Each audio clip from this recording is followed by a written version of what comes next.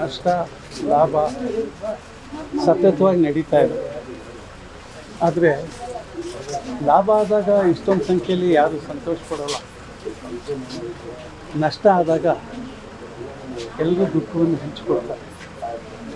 ಇವತ್ತು ನಮ್ಮಿಂದ ದುಃಖದ ಪಾಲು ತುಂಬ ಆತ್ಮೀಯರು, ಮಾರ್ಗದರ್ಶಕರು,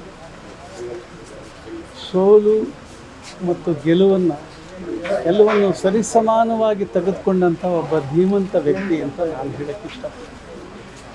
ಯಾಕೆಂದರೆ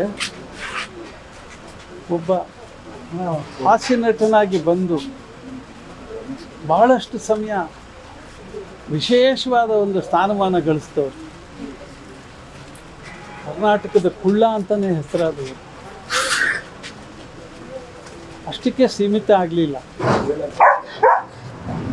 ಸುಮಾರು 51 ಸಿನಿಮಾಗಳನ್ನು ನಿರ್ಮಾಣ ಮಾಡಿದರು. 17-18 ಸಿನಿಮಾ ನಿರ್ದೇಶನ ಮಾಡಿದ್ರು. ಎಲ್ಲವೂ ಅತಿ ಶ್ರೇಷ್ಠವಾದ ಕೊಡುಗೆಗಳು.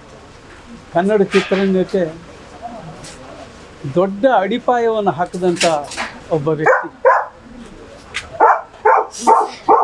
ಅಂಥ ಹೃದಯವಂತ ಒಬ್ಬ ವ್ಯಕ್ತಿನ ನಾವು ಇವತ್ತು ಕಳ್ಕೊಂಡಿದ್ದೀವಿ.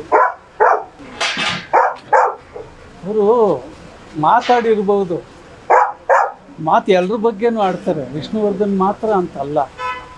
ವಿಷ್ಣುವರ್ಧನ್ ಅವರು ತೀರ್ಕೊಂಡಾಗ ವಿಷ್ಣು ಅವರ ಸಮಾಧಿ ಮುಂದೆ ಸುಮಾರು 4 ಗಂಟೆ ಮಾತಾಡಿದ್ದೀವಿ. ಆದರೆ ಮನುಷ್ಯ ಎಲ್ಲಕ್ಕೂ ದುಃಖಕ್ಕೆ, ಸಂತೋಷಕ್ಕೆ, ಪಶ್ಚಾತ್ತಾಪಕ್ಕೆ, ಖುಷಿ ಪಡೋದಕ್ಕೆ ಅವರಲ್ಲಿ ಯಾವುದೂ ಭೇದ ಭಾವ ಇರಲಿಲ್ಲ. ಆಗು ಹೋಗೋ ಬಗ್ಗೆ ಚರ್ಚೆ ಮಾಡೋರು, ಸಿನಿಮಾ ಮಾಡ್ತಿದ್ದಿದ್ರ ಬಗ್ಗೆ ಚರ್ಚೆ ಮಾಡೋರು, ಎಲ್ಲವೊಂದು ನೆನೆಸ್ಕೊಳ್ಳೋರು. ಸೊ ಅವರ ಆದರ್ಶ ನಮ್ಮ ಪಾಲಿಗೆ ಇರಬೇಕು. ಅವರಿಗೆ ಮುಕ್ತಿ ಸಿಕ್ಕಲಿ, ಸದ್ಗತಿ ಸಿಕ್ಕಲಿ ಅಂತ ಮತ್ತೊಮ್ಮೆ ಪ್ರಾರ್ಥನೆ ಮಾಡಬೇಕು.